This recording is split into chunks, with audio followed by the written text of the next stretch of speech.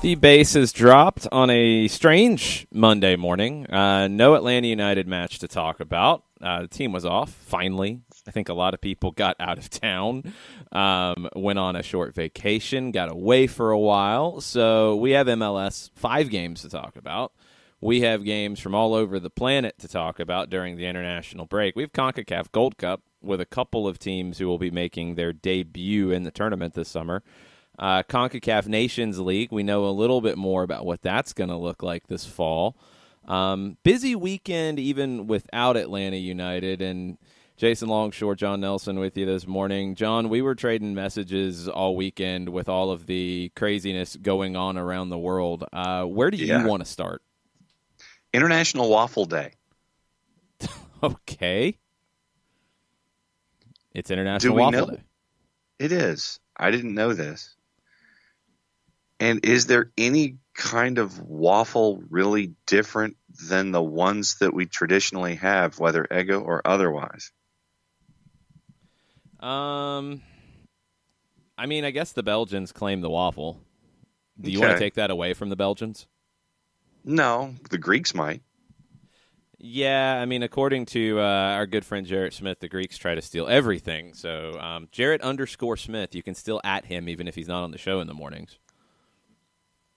That's what I was told. I think they're now claiming the Viking clap that I guess would not be a Viking clap if it's Greek. It'd be a Greek clap. But, I mean, it's still called a Viking clap, and the Scots are claiming it too. So I don't know. I don't know. But is it international? Is it International Viking Clap Day? No, it is not that. It is International Waffle Day, and I mean, international. I guess waffles are waffles to me. I don't know. I'm going to put some chicken on it, and I'm going to be pretty happy with that. Ah, yes, okay. But that's I mean, waffles are fine.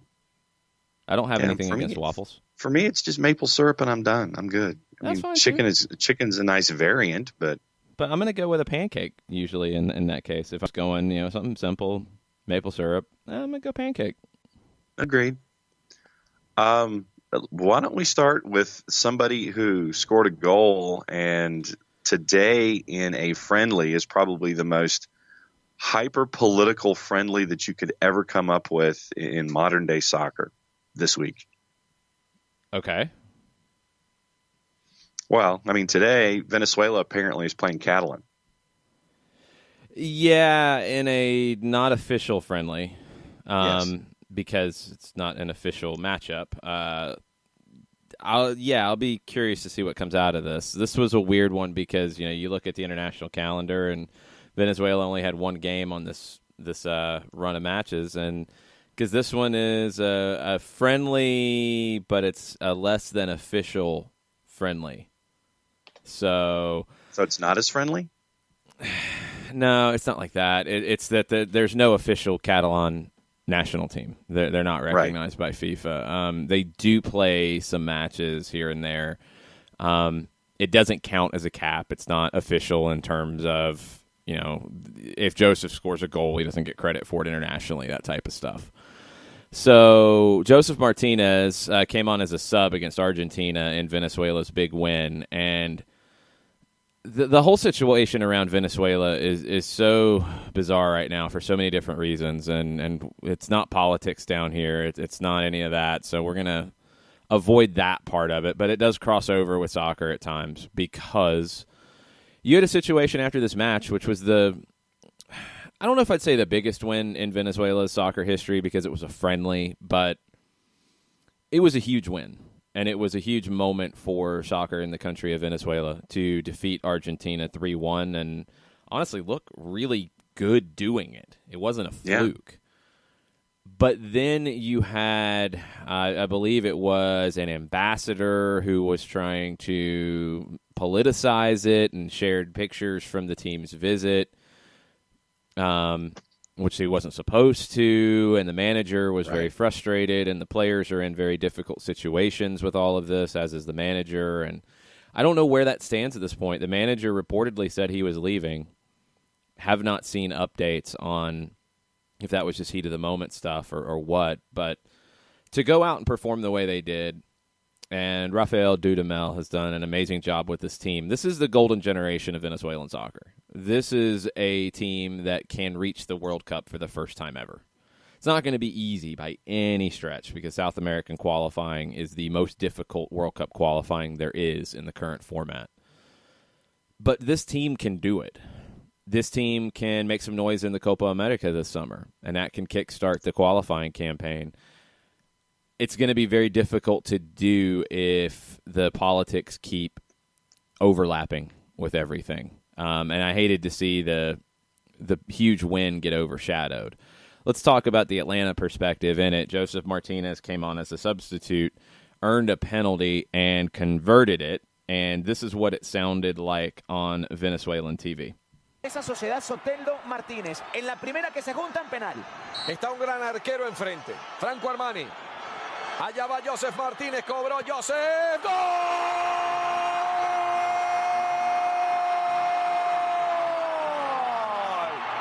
¡Gol!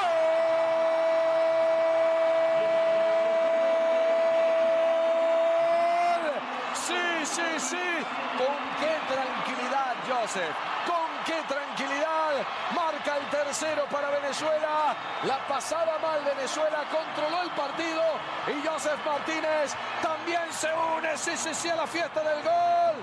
Joseph, Venezuela 3, Argentina 1. Mira, como un cangurito. Ya, con ese... Pretty cool to hear that reaction for Joseph, who we've had the chance to see that penalty so many times.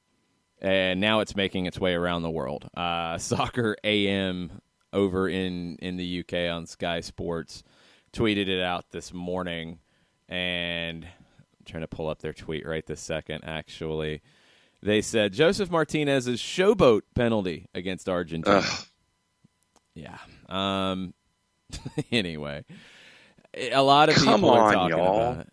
It's lame. It's a lame thing to do. It's a lame thing to say because that's not the case at all. It's effective. How is it showboating versus Cristiano Ronaldo stutter step where he would almost stop, and the Panenka is showboating? I mean, everything's showboating unless you're going to take 3 steps and kick the ball, I guess. So anyway. I mean, just because it looks like Fred Flintstone bowling, it's showboating? I don't think it looks like Fred Flintstone bowling. I disagree with that sentiment completely. It's a silly thing to say. It doesn't matter. No. Yay, Soccer AM talked about it on Sky Sports. Big whoop. They don't define what soccer is in the world. So that's something to keep in mind because no one in South America thought it was showboating, and they kind of know their way around the game as well. It was a good performance from Joseph as a sub. We'll see how many minutes he gets today in the not official friendly against the Catalans. I'm curious as to what that team looks like and how competitive that match is and how everything appears. Let's look at the other side of that match. Pity Martinez played 45, started, went out at halftime. He is not going to Morocco with the team. The Argentine FA announced after the match that both Pity Martinez and Lionel Messi would be returning to their clubs after injuries. Both were kind of described in very vague terms, so there's really no detail, and I've already seen Chris Hutchinson was asking if we had an update. We probably won't until he gets back here to be checked out by the team's medical staff. Look, this isn't exactly unheard of to see players with mild injury skip the second game of an international break of friendlies and return to their club. It's pretty much standard practice for Lionel Messi at this point, especially when he was in Madrid and all he had to do was head over to Barcelona. Pretty easy for him to do that instead of going to Morocco and then back. I think it was listed as a groin injury for Messi. I'd be surprised if he's not in the lineup for Barcelona this weekend. With Pitti, it's a little harder to tell because we haven't seen the situation play out yet with Atlanta United players and the Argentine national team. Don't know if this is a way to explain him leaving camp early. Don't know if it's just a mild injury and they're taking a precaution. Not sure. But let's talk about his performance a little bit. How much did you get to see of it, John? I'm going off of what you are telling me. Okay. I thought he struggled to find the pace of the game early. I thought the pace of play, he was just struggling to keep up early, had a couple loose touches. But as the half went on, I thought he was fine. He is the least of Argentina's problems right now. One quote from one of the reporters covering the team said that he deferred to Messi too much. You saw the assist, well, would have been an assist if Messi had scored a ridiculous goal. Pitti kind of cut it back to his right to Lionel Messi. Messi shot from about 22, 23 yards out. Just narrowly missed the upper 90 on the far side. That's pretty common for every player in an Argentina kit to defer to Lionel Messi. It kind of happens. I thought Pitti grew into the half and looked fine. I didn't see any signs of an injury watching it. You can't always tell, but didn't notice anything. Thought he was growing into it and thought he did fine. If you're grading him 1 out of 10, I'm probably giving him a 5. It was okay. You need to see a little bit more because when you look at what that front line can look like, and this is assuming you stay in a similar type of shape, you're talking about Angel Di Maria, you're talking about Lautaro Martinez, who I thought was very good, and Lionel Messi. And Pitti's going to be on the outside looking in on that. But he could still be a player who factors into the squad for the Copa America this summer, and that's Pitti's goal.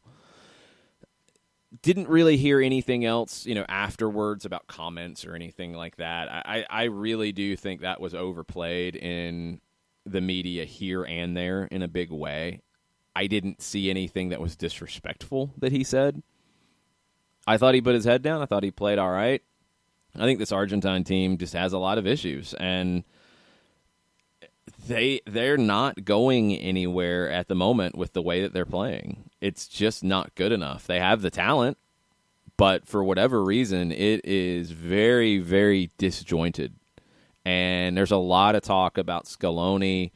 He wasn't going to get the job after the World Cup. Then he was going to get the job. Now they've decided to stick with him. But how long are they going to stick with him? The turmoil is so insane when it comes to Argentina that it's tough for anybody to be in there and succeed right now. I don't know. I watched a little bit of a show on TYC, and I thought people were going to riot in a 9-man talk show where it was just constant yelling, and no one really came to any true conclusions. Everybody had a different idea about what was wrong, and that's the problem. Is I don't think there is an easy answer right now when it comes to Argentina.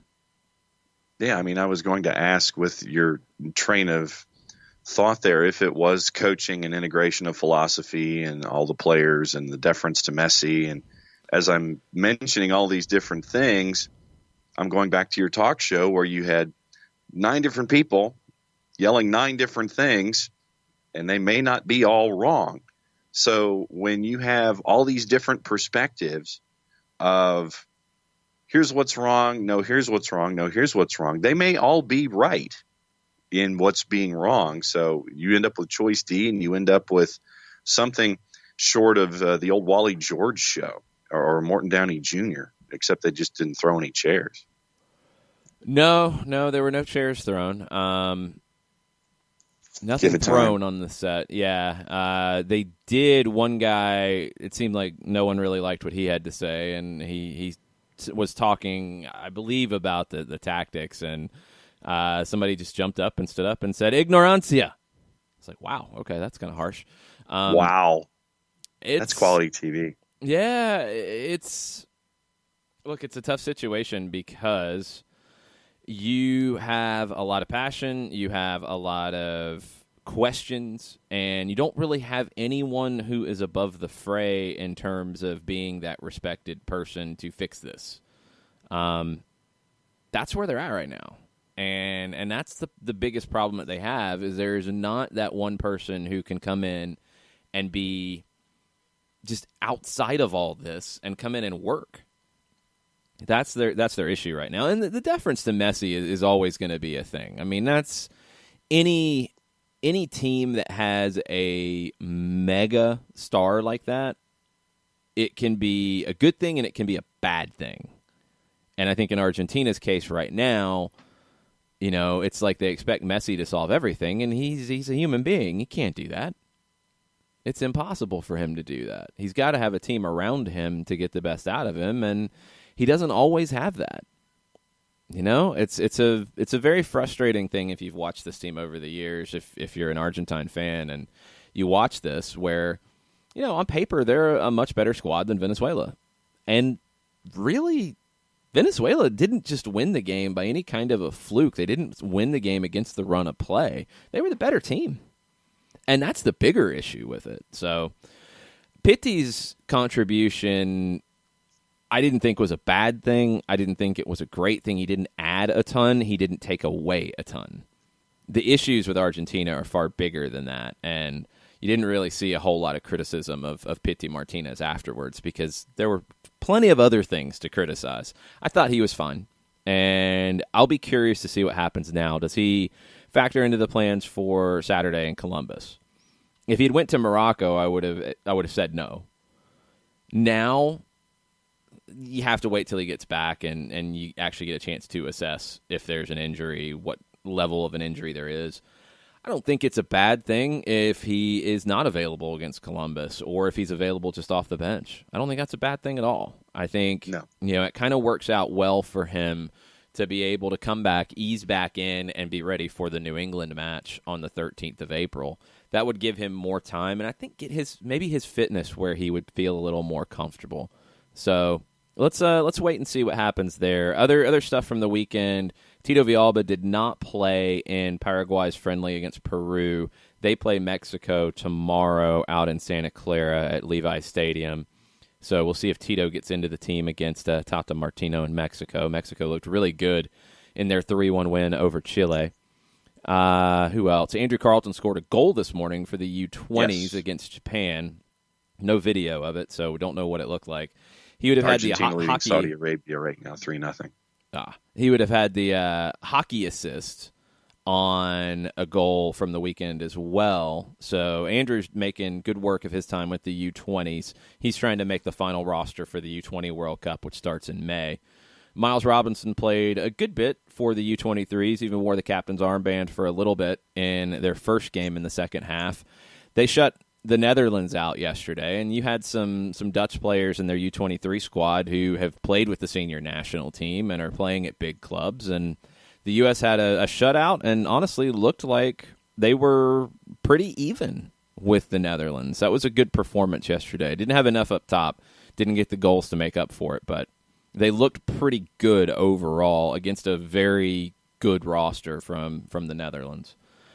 Ezequiel Barco created an own goal, a really weird one, against Japan for Argentina's U20s. I would expect that he will be called up to their U20 squad as they go to the World Cup in May as well.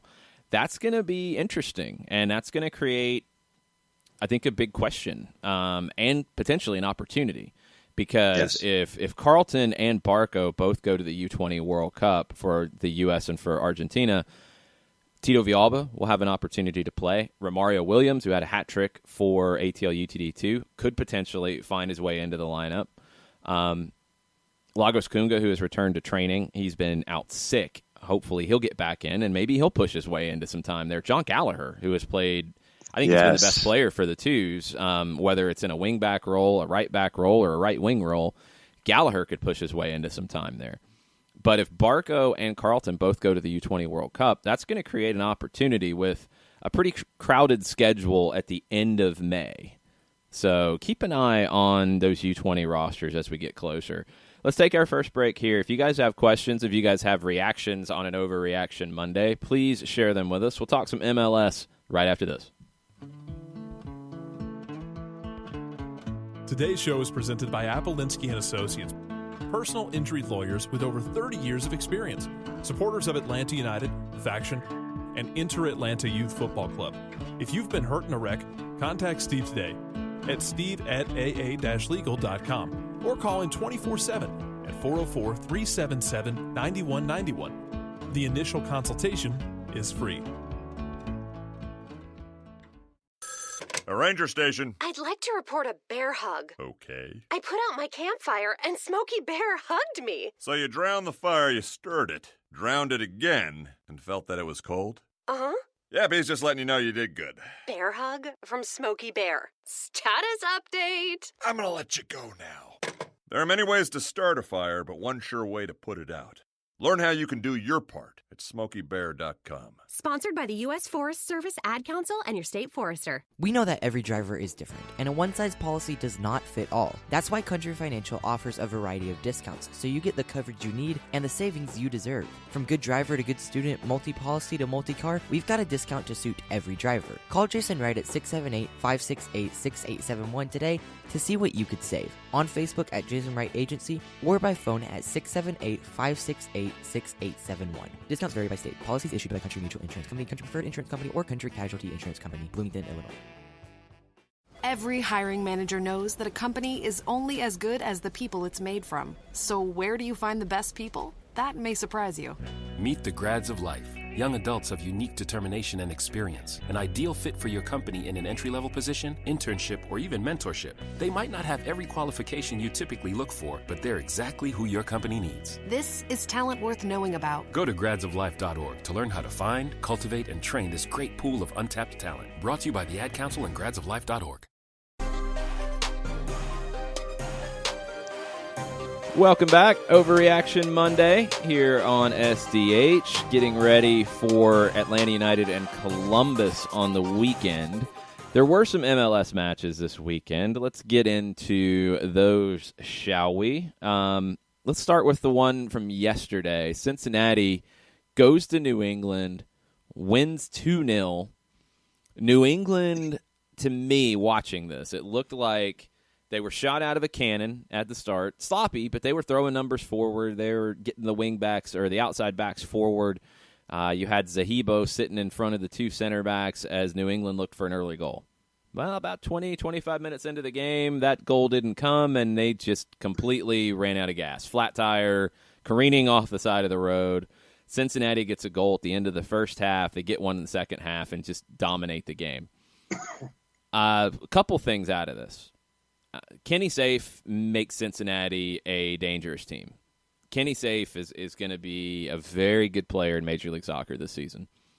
Defensively, and we talked about it all off season. Everybody was trashing Cincinnati's roster, but you looked at this back line and what it could be, and yep, it didn't look so bad.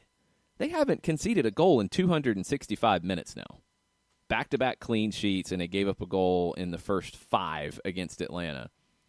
That's a pretty good start if you're FC Cincinnati and Alan Koch. Alan Koch, I had questions with all the changes of the tactics and what it looked like in preseason and even going into Seattle. He settled on something that works. It's pretty simple. You're absorbing some pressure, and when you get out on the break, you are lethal. And it's working. The bigger story out of this for me, though, was New England. 3-12-5 in their last 20 MLS matches. That's horrendous. And they've got 4 of their next 5 at home. They had 5 of 6, but they already blew the first one. 4 of their next. Minute. What's up? What? I had a number alert in my head. So go ahead and I'll bury the lead and hang on to it until you're done. Okay. Now I don't know where you're going to go. 4 of the next 5 at home. One of those is against Atlanta United on April 13th. Here's the thing that shocked me, and this was from their post-game show. I did not get a chance to see it, so let's take this with a grain of salt about specifics of the quote, and I don't have a specific quote here. This is paraphrased. Brad Friedel in his post-match interview said that 6 unnamed players were completely off the level required today. He was disappointed in 6 players. He wouldn't name them. I had a really bad flashback to Brendan Rodgers and his envelope. It's you can't do this stuff. Like, what benefit is there to that? I don't think that's going to work. No. I don't know where Friedel's going with that type of strategy. We'll have to see. We'll have to see in these next 4 or 5 at home. 3-12-5 in your last 20. Uh-huh. Yes. I mean, that's shockingly bad. And Friedel was asked, too, about the rumored designated player that Brian Biello, president of the club, said was being worked on, I think, in December, and he tweeted about it in January, and it hasn't happened. And these are the quotes from Friedel about that. This is a player that has been scouted for a long, long time, who I know personally and have known for many, many years. This is a player who wants to play here, who wants to live here. It's not easy to find those players like that who are very, very good. Sometimes waiting a couple extra months is worth the wait for the long term. Getting a player out from Europe in January is really difficult. It's nothing to do with money. It's having to do with the club allowing the player to leave. That's really what it amounts to. We're negotiating hard and not money on where the team is in the table, the position, and when the player can be released from his contract. This guy better be spectacular. Messi. Friedel didn't play with Messi. I mean, and he's saying it's somebody he has known for many, many years. And you think back to, okay, where did Friedel play? Where was he? Mm-hmm. Could it be somebody from one of those clubs? You would potentially guess that. I don't know.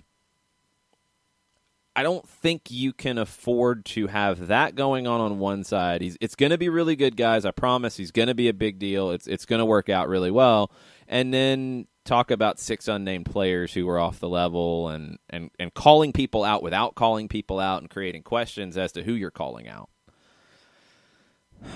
It's not good in New England right now, and it's showing in the stands. I mean, yes, a little over 10,000 yesterday at Gillette. It's not a good situation with the New England Revolution at the moment. Now, what is the number that you gave me on New England in their last 20? 3-12-5. Isn't there a coach in Florida that has that same record now? Pretty close. I can't remember O'Connor's number specifically, but he did get a win though. So he now has 3. He's got something to be happy about. So let's get into that one. Let's get into Orlando and the Red Bulls. Wow, New York Red Bulls. Oof. They did not look good in this one. No.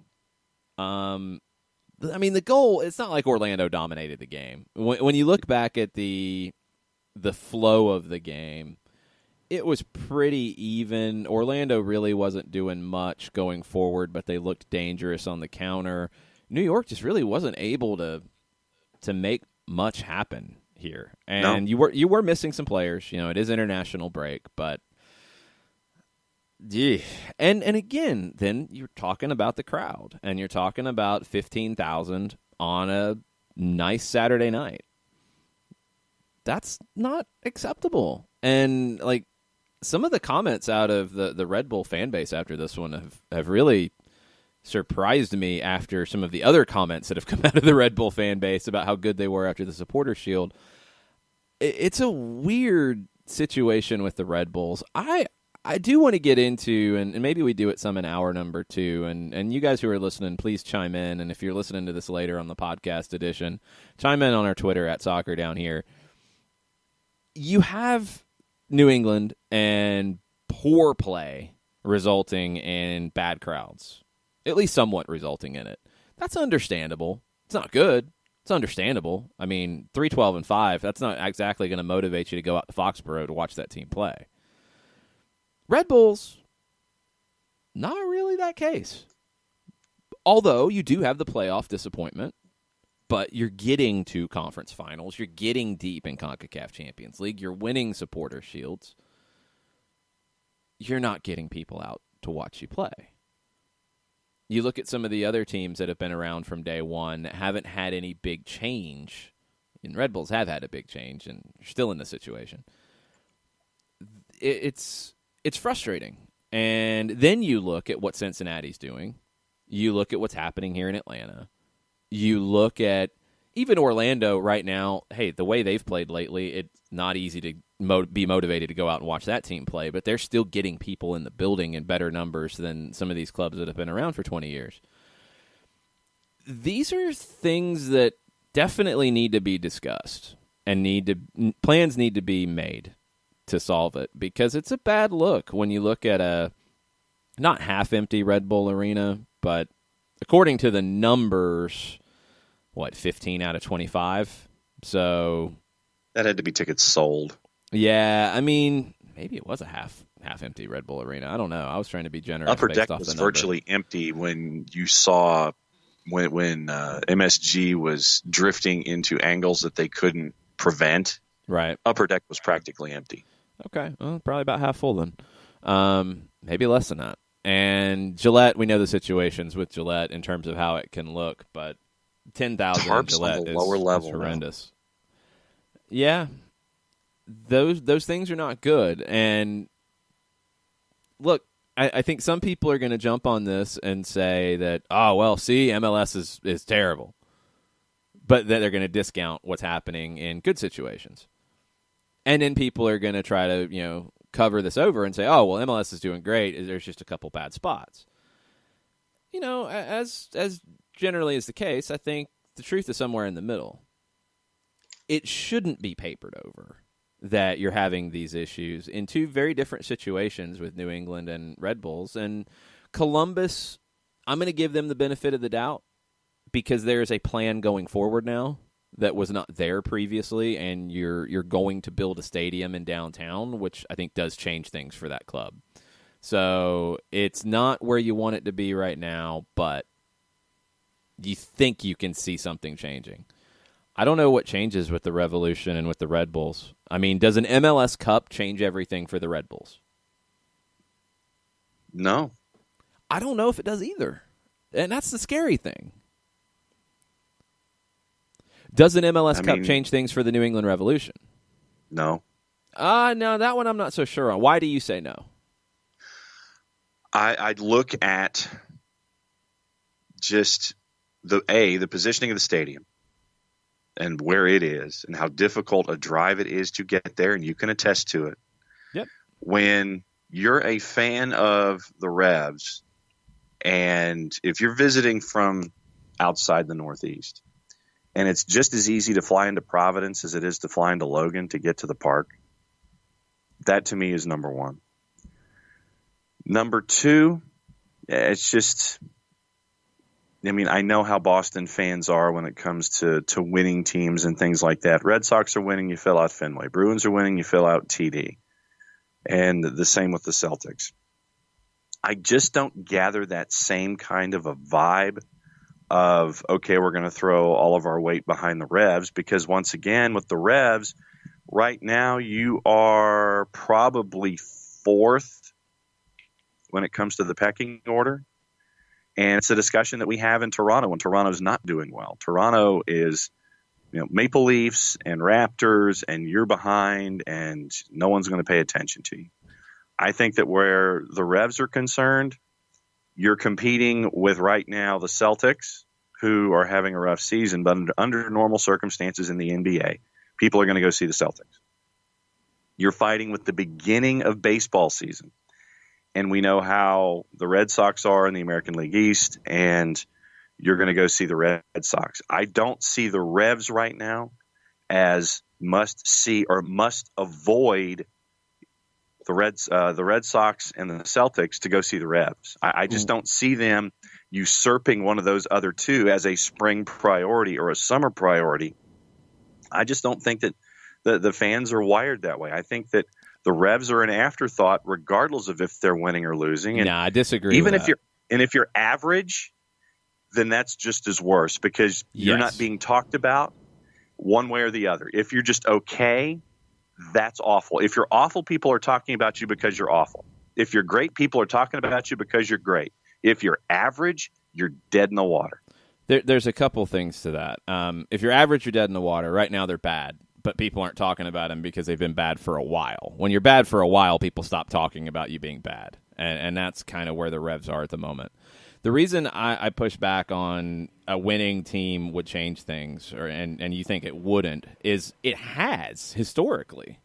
You go back in their history, you go back to 2002 when they hosted MLS Cup for the first time. They had 60,000 at Gillette, or was it Foxborough at that time? I don't remember. Foxborough, why not? You had 60,000. And you look at the average attendance, like it went up from 2000 to 2002 because the team was winning. You go back and you look at the run in the mid-2000s, the mid-aughts, I guess is what we're going with. Sure. You went up from 2006 to 2007, went up to 16,787, then 2008, 17,580, then it fell off again. 2014, where they made the Cup, you went up about 2,000 in your average attendance, and your playoff attendance in 2014 was 26,000 average. I think this fan base will support a quality product. I think they have, and I think they will. Now, it doesn't look that great at Gillette because of the size of the venue, but the numbers are far better. And this is the difference to me, is I think if the Revolution have a quality product and are winning and are competing for a CONCACAF Champions League and winning supporter shields and getting to Eastern Conference Finals, I think they draw better than the Red Bulls do, flat out. I think the Red Bulls' problems are bigger because they are winning. Now, have they hit that part that we kind of saw with the Braves and all of the division titles where, okay, you're winning, but you're not really winning. And we're frustrated and we're sick of it. Have they hit that wall? And that's the part that I don't know. If they win MLS Cup, does it change for the Red Bulls? I think it's less likely that it does. If the Revolution get on an MLS Cup run, I think it changes.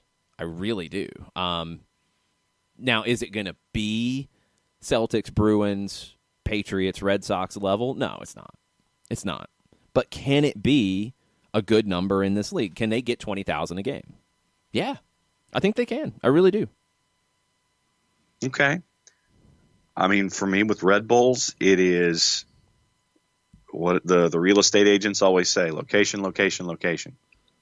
For me, that's first and foremost. You're in Harrison, New Jersey. Bad though. I don't think it's that bad. The Revs have a worse location. Yeah, they do. It's an hour away. But it's a talk that this is a conversation that we've had in the past. When it comes to the Red Bulls, if it comes down to media coverage, it's the occasional specialty show on Sunday night where you've done something that's been taped and it runs in the show. There's no timeliness factor to it. And getting your TV crews from the New York market is going to be virtually impossible. The only ones you're going to get would be News 12 New Jersey, Fios, and all the little dogs who are looking for things to do, and they're having problems just as they're having just as difficult a time getting crews out to cover things these days because of how TV news has changed and it's different and it's one-man bands and you can only do so much if you're one person. And that's another whole, that's TV down here. That's like the 9th hour at like 4:30 in the morning or something. But you and I have had the discussion, for any team that is having this kind of an issue, make the effort internally to get your product out there so folks can see what's going on. If you're not winning and you're frustrating people, then still do it. I mean, there's always the stuff in the community that you can put out there just to get yourself exposed. But for the Red Bulls, for any winning team, you've got to put yourself out there so people can actually see, oh, there's a winning team here, so you can attract things and remind folks about how successful you are. The fact that you're having to remind folks how successful you are, that's another problem entirely, which is leading to this whole thing of making sure to put yourself out there. You could be the best restaurant in the world. You could have the best pancakes, since it's International Pancake Day. You could have the best pancakes in the world. But if your name's not out there, if your food's not being reviewed, if you're not doing anything on social media, if you're not putting your product out there, if you're not shaking hands and kissing babies, then you could have the best waffles in the world, and all you are is a conversation among a very close circle of friends within maybe a half a mile of the particular restaurant. You put yourself out there, then everybody's going to know how good your waffles are. Red Bulls don't seem to be putting themselves out there other than the TV element that they have on MSG. And when Red Bulls go on the road, that's difficult as well, because last time I checked, I love Steve Cangelosi and Shep Messing and Michelle Gingras, but they're doing stuff from a studio. So for me, the Red Bulls issue is about 38-fold, but it has to do with putting yourself out there to remind folks you have a winning product. What I want to know, and I'd love for people to chime in with their thoughts, what is it that the top half of the league is doing in terms of drawing numbers, drawing attendance numbers? What is it that Atlanta, Seattle, Toronto, Galaxy, Minnesota last year averaged 23.9? They're not going to be able to average that in the new stadium, so they will have a drop. Orlando, NYC, and NYC has dropped over the years, but they're still drawing. They drew 23,211 last year on average. LAFC, Real Salt Lake, Sporting Kansas City, Portland, Vancouver, San Jose. What are they doing that is not happening in your Columbuses, and we'll see if it changes, Chicago's, Colorado's, Dallas's, Philadelphia's, Houston's? What's the difference? What do you think the difference is? That's what I'd like to get into a little bit. The overall attendance is growing. It's growing in certain markets. In other markets, there's issues.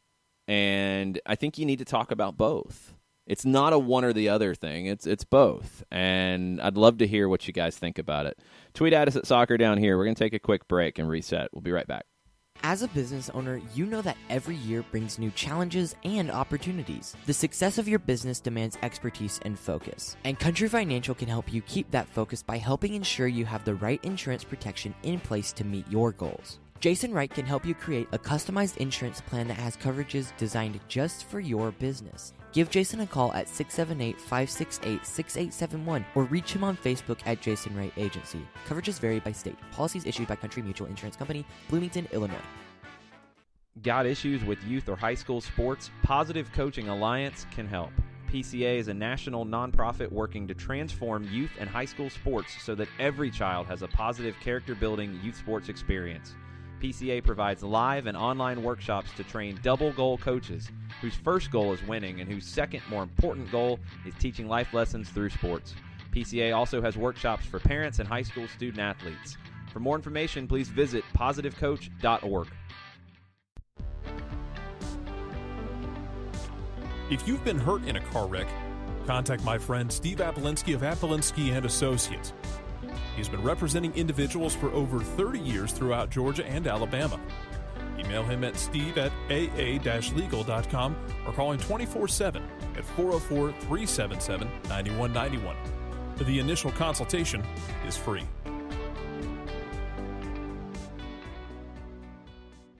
I adopted Bento in 2010 from a shelter.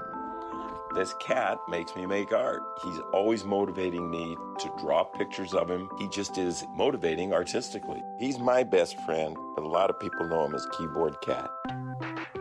Keyboard Cat, YouTube star and shelter pet. Amazing adoption stories start in shelters. Start yours today. Visit theshelterpetproject.org to find a pet near you. Brought to you by Maddie's Fund, the Humane Society of the United States, and the Ad Council. Welcome back. Soccer Down Here, March 25th. Overreaction Monday. And I guess we're overreacting about attendance and about the situations around the league and seeing some empty-ish venues that shouldn't be, I don't think. And what's causing it. And then the flip side, because you have to talk about both, what is working so well in the markets that are not having these issues? Can we zero in on it? Can we create a blueprint for whether it's Columbus, whether it's the Revolution, whether it's Philadelphia to follow. And, yeah, the easy answer is always win. It's not always that easy. I don't think Philadelphia is trying not to win. It just hasn't really happened for them very much. And is that going to always solve it? I don't know if it always does, as we're seeing with the Red Bulls. I was really shocked by that attendance this weekend. And, you look at major market team barely making a blip on the radar when it comes to any kind of coverage, exposure, acknowledgement of your physical being. And instead of this, it seems to be a very reactive approach to things, but they don't really seem to even be reacting at times when it comes to getting their name out there and getting their successes recognized and doing all the things that championship teams do. I mean, we'll get into this in hour number 2, but think about what Atlanta United did before they even played a match. And that, to me, screams blueprint. It is shaking hands, kissing babies, getting into the community, making sure that your brand is out there, making sure that your flag is hanging from poles in neighborhoods. And you could go down a street and you'll see 8 Atlanta United flags. You might see 1 Braves flag. It's pub diplomacy, and I'll continue to hammer that home. It literally is. It is block by block, street by street, making sure that your name is out there. And all that I have to reference when it comes to Atlanta United, I think this is the flag that hangs behind you in the 92.9 The Game studio when it comes to stoppage time. The sublimation on that flag. What is sublimated on that flag? The different neighborhoods. Exactly. It is a recognition by the franchise that this is street by street, block by block, neighborhood by neighborhood, and all the neighborhoods together are put on one flag, and that's why it's united. But that's the what, thing. To me, it's all about. DC United did something very, very similar to that with a T-shirt, and it didn't really change anything until they moved to the new stadium. So it's not always a plug and play. It's not always just, okay, we're gonna do that, or we're gonna take that, we're gonna tweak it. Orlando did a great thing, and I think it had a huge impact on building awareness around Orlando City with the car magnets. And it was, you could go get car magnets. They would give you 10, and you would give them out to your friends, and everybody had an Orlando City car magnet in Central Florida. That was great. Atlanta, I think the idea with the flags probably came from some of that success, and they built on it, and it became a huge deal. I mean, remember the Friday Flag Fridays or whatever they were called in 2016? Where friend of the show, Beth Keener, shows up at your house. No. I'm talking before the team even played.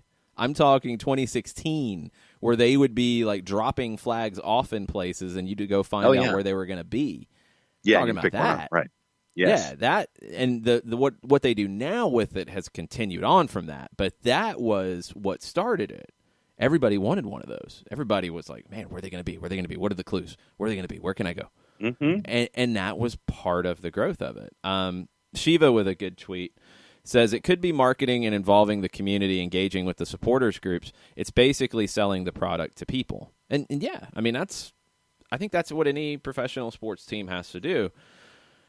Why is it working in some markets? Is it just Atlanta, Seattle, Portland are better at these things than Columbus, Red Bulls, Dallas, Philadelphia? Is it just that? Better marketing?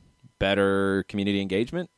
Is it that simple? Because if it was, I would think that over time, if you have historically had a problem with attendance, with these connections, that you would change things to model what's happening in other markets.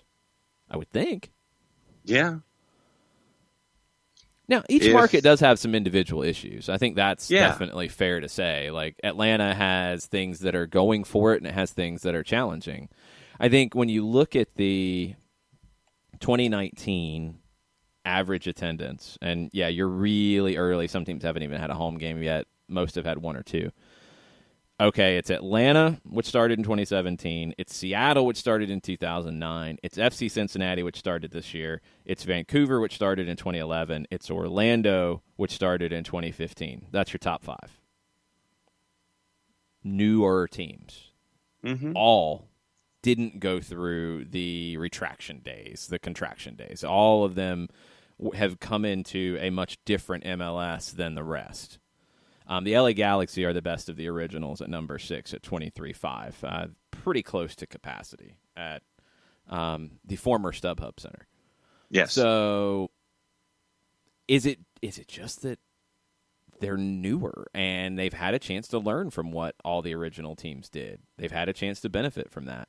Let's get your thoughts on Twitter. Let's get this conversation going. We're going to keep it going at 10 o'clock with Kelly Francis from the Unrelegated podcast. She has takes. She has opinions. She's going to join in on this as well with us. So we're going to take a quick break. We'll be right back after this. Today's show is presented by Appolinsky and Associates, personal injury lawyers with over 30 years of experience, supporters of Atlanta United, Faction, and Inter-Atlanta Youth Football Club. If you've been hurt in a wreck, contact Steve today at steve@aa-legal.com or call in 24/7 at 404-377-9191. The initial consultation is free.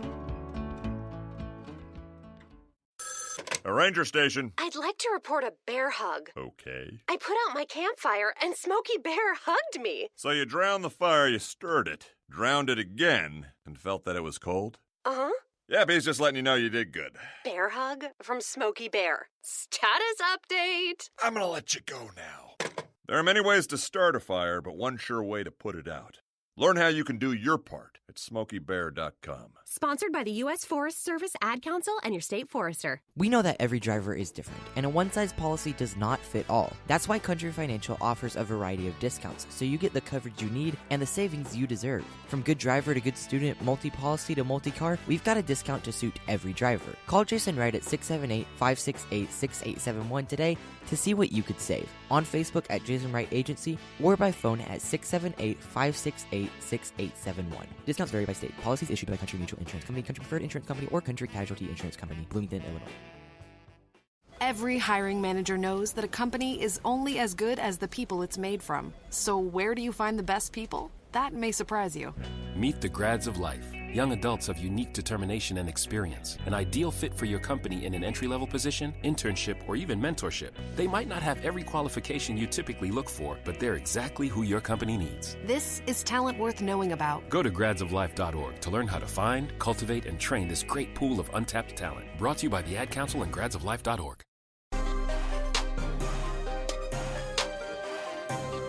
Welcome back. Overreaction Monday. Maybe we're overreacting about attendance around the league. Yes. Maybe we're not. It's an interesting discussion because I don't think it's a simple everything's great because the average attendance across the league continues to rise, because it does. That's flat out. I don't think it's everything is awful because you have some markets that are struggling. I really don't. Bartimus Prime chimes in. He says, there seems to be a very clear dichotomy of MLS attendance. You have 10 teams that can bring in 18,000 plus, and then you have 14 that are struggling to even sell tickets. Early returns in 2019, sure, but that's a real problem for the league. I think the 10 and 14 is skewed, and this is where I would disagree, because you look at so far in 2019. Now, this is leaving out Minnesota, which I think will be sold out most of the season. It's a new stadium, which helps, but they've also done well in their first 2 years in attendance. I think they'll be just fine. Portland will be sold out. They're pretty much already sold out, so they'll be fine. They haven't had home games yet. Montreal has generally been pretty good. They've been pretty, I'd say maybe slightly above the average. When they're bad, people don't come out in as big of numbers. When they're good, people come out in big numbers. So they're pretty typical. I'd say they're pretty average. But you look across the league. Okay, Atlanta, fine. Seattle, fine. Cincinnati, fine. Vancouver drew 27 for their opener. Pretty good. Orlando, averaging 23.9. Now, that might be a little padded, but as bad as they've been, I understand it. LA Galaxy, 23-5. About where they usually are. Toronto, 1 game so far, 23-2. We'll keep an eye on that with the weather. That's down from last year's average of 26. It's 1 game in. We'll see. And they had a bad year last year, too. We'll see if that affects And winning and the Maple Leafs. Yeah, I mean, but 23 at number 7 in the league, it's fine. Like, are we really? If that's where we're at now, okay, then we're having a different discussion because that's pretty good. NYC's at 22. Maybe that's a little padded. They've slipped year after year. That's a slight slip from where they were in 2019. LAFC, 3 games in, they're averaging 22. I think that's 3 sellouts. So LAFC is where they're going to be. Sporting's at 18. That's very slightly down from last year. They'll probably be around that. I think capacity's around 19 there. So, okay. San Jose's been horrendous, and they're still averaging 17. They're number 11. Real Salt Lake averaging 17. That's good for them, their market. That's 12. DC is at 17,066. Capacity at Audi is just under 20 or right at 20. So that's pretty close to capacity. That's fine. This is where I think that line is. So maybe it's half and half. Maybe it's 13 good, and then you have questions. And the top half of the ones you have questions about, Philadelphia averaged 16.5 last year. They're averaging 15.8 through 2 games so far this year. Pretty much chalk. It needs to be better in Philadelphia, but they also need a better product. Yes. My questions are Red Bulls, down a good bit from last year, and coming off of a supporter shield, that's an issue. Dallas has been down even when they've had good teams. That's an issue. Houston, same thing. Bad attendance, good teams, bad situation. Columbus, very complicated. We can put that to the side for a minute. Revolution, very bad right now. Very bad soccer right now. I have a feeling that can change if the soccer's better. I sure hope so. 4 top 10 media markets in the United States. Yeah. Colorado, well, I'm about to add a couple more, I think. Colorado, bad. It's been bad for a while. It's been bad soccer for a few years, even when in 2016 when they went to a Western Conference final. That was not a fun team to watch. And Chicago. And we've talked ad nauseum about Chicago. So that's where you're at right now. I think it's better than Bartimus Prime's 10 that are 18,000 plus and 14 that are struggling. I think some of the ones that are right around 17 are not struggling. So maybe there's a middle class that we need to talk about. But there's some key markets and some key teams that really don't have excuses as to why. And that's an issue. We're going to talk about those issues. We're going to talk about what's working for certain teams. All of that with Kelly Francis from the Unrelegated podcast right after this. Hang out with us and keep chiming in on Twitter at Soccer Down Here. It's a good conversation. Let's see if we can figure out some things to change and some things that are working well. Hang out with us. We'll be right back. As a business owner, you know that every year brings new challenges and opportunities. The success of your business demands expertise and focus. And Country Financial can help you keep that focus by helping ensure you have the right insurance protection in place to meet your goals. Jason Wright can help you create a customized insurance plan that has coverages designed just for your business. Give Jason a call at 678-568-6871 or reach him on Facebook at Jason Wright Agency. Coverages vary by state. Policies issued by Country Mutual Insurance Company, Bloomington, Illinois. Got issues with youth or high school sports? Positive Coaching Alliance can help. PCA is a national nonprofit working to transform youth and high school sports so that every child has a positive character-building youth sports experience. PCA provides live and online workshops to train double-goal coaches whose first goal is winning and whose second, more important goal is teaching life lessons through sports. PCA also has workshops for parents and high school student-athletes. For more information, please visit positivecoach.org. If you've been hurt in a car wreck, contact my friend Steve Apolensky of Apolensky and Associates. He's been representing individuals for over 30 years throughout Georgia and Alabama. Email him at steve@aa-legal.com or call him 24/7 at 404-377-9191. The initial consultation is free.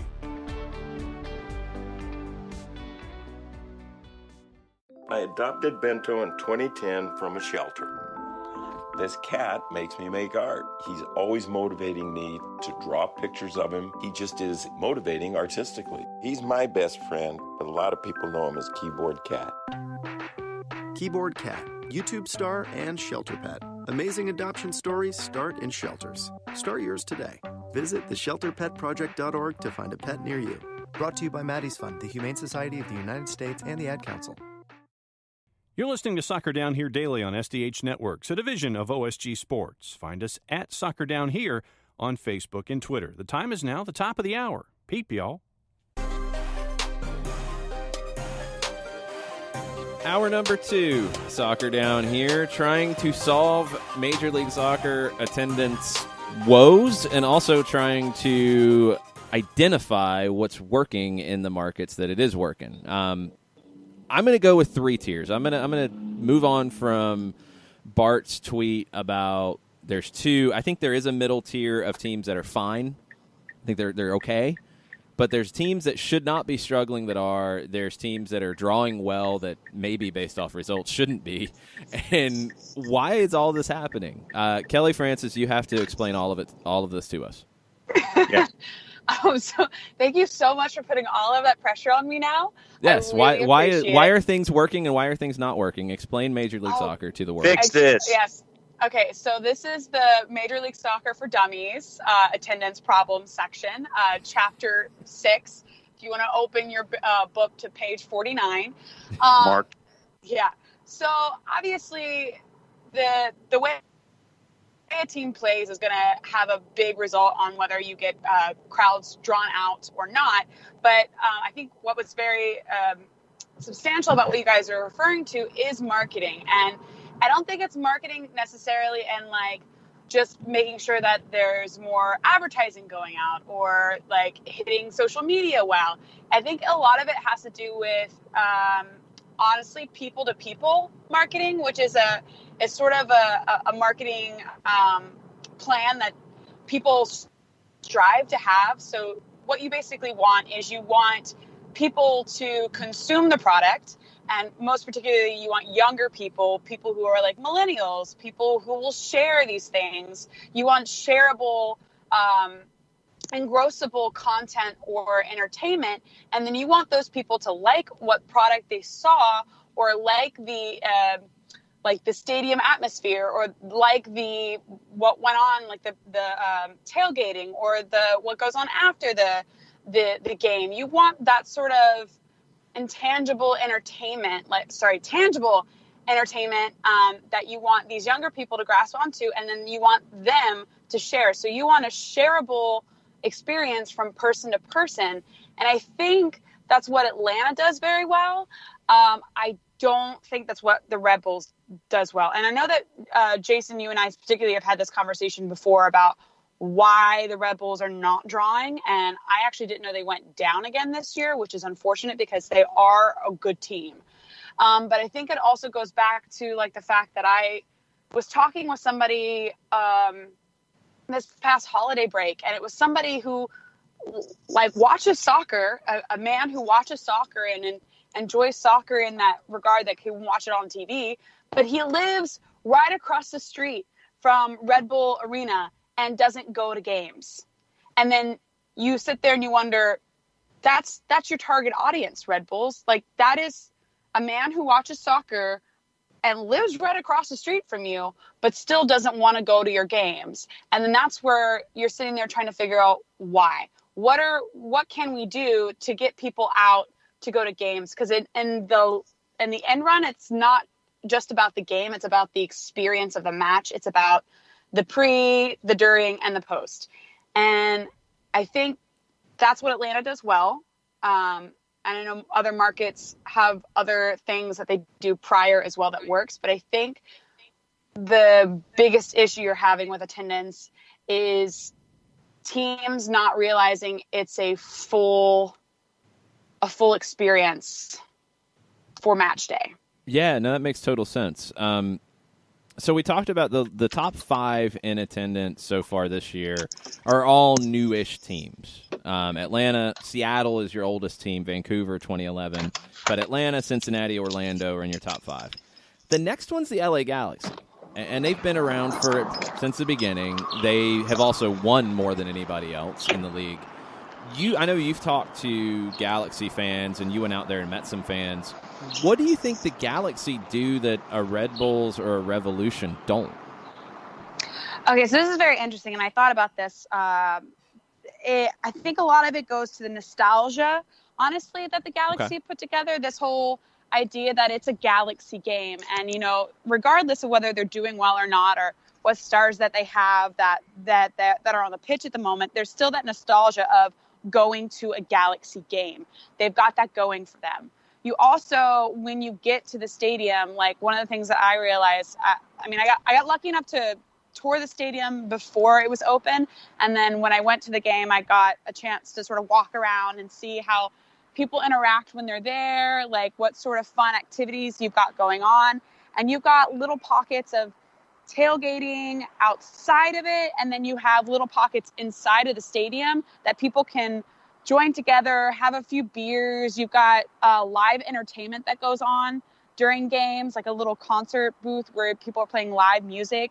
You had this really kind of cool, and I mean, it's LA, so it's a town that's going to thrive on social media. It's particularly selfie social media. So they created this really interesting football angel wing thing where people could stand in front of it, and they would have people that will like take your photo in front of it with your phone. So it was a shareable social engagement at their stadium right in front of the field. So it's this idea of, one, the nostalgia of going to an LA Galaxy game, because it's, they've been around forever and they're the staple of MLS soccer, even if they're not doing well. And then it's this whole idea of giving fans the ability to embrace the team, like that Angel Wings soccer statue, or the fact that they give you scarves when you walk in, or shareable things like the pamphlets that you get, things like that. And then just allowing the people who are there, sitting there, and I mean, LA Galaxy also has something going for where it's just freaking beautiful. Like when you're sitting in that stadium and the sun goes down and you've got the palm trees in the back there against the sun, it's pretty. You want to share that. So it's understanding the market in a way of where you're getting younger people sharing moments on social media, which makes other younger people be like, oh, I want to do that. So it's understanding the market of a shareable moment from person to person.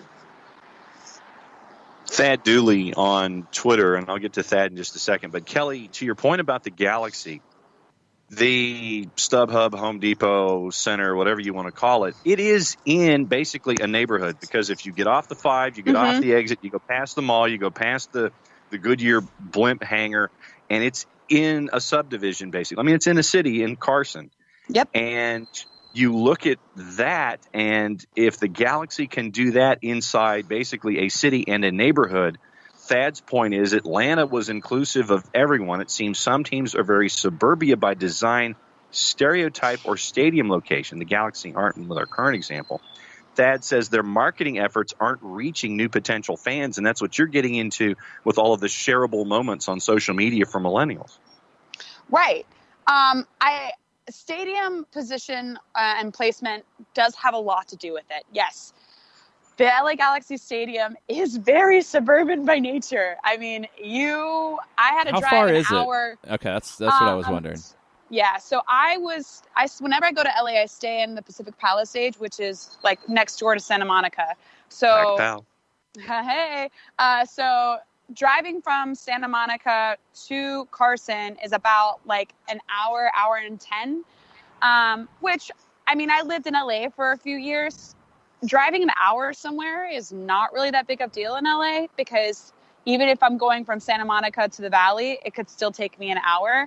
It's just an hour travel time in LA is normal for everybody that lives there.